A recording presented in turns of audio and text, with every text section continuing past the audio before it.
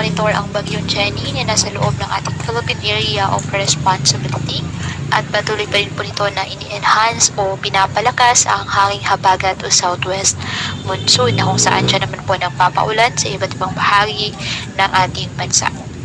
Ayon sa forecast ng Pag-asa, tutumbukin ang bagyong Jenny at posibleng maglandfall ito sa southern portion ng Taiwan bago tuluyang lumabas po ng ating Philippine Area of Responsibility sa araw po ng Huwebes.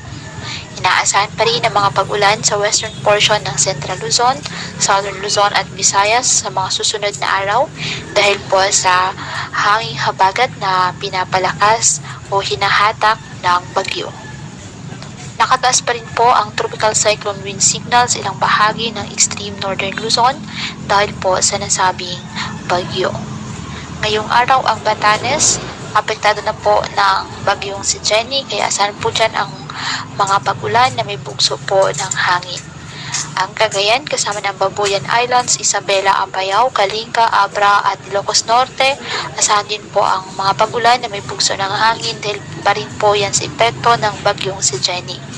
Ang nalalabing bahagi ng Cagayan, Valley, Cordillera Administrative Region at Ilocos Region, maulap na halangitan na may kalat-kalat na pag-ulan at thunderstorms dahil pa rin po sa trough ng bagyo. Ang Zambales, Bataan, Occidental Mindoro, northern portion ng Palawan, asahan po ang occasional rains dahil po sa habagat. Ang nalalabing bahagi ng Central Luzon, Calabarzon, the rest of Mimaropa, at Metro Manila, asahan din po ang maulap na halangitan na may kalat-kalat na pag-ulan at thunderstorms dahil pa rin po sa southwest monsoon. At ang nalalawing bahagi ng ating bansa, apektado po ng mga localized thunderstorms. Kaya pinapayuhan ng ating mga kababayan na maging maingat po sa mga posibilidad ng pagbaha at pagguho ng lupa, lalo na po kapag may malalakas na ulan at ugaliin na magdala palagi ng payong o kahit ano ba nangga sa ulan o kahit naman sa init ng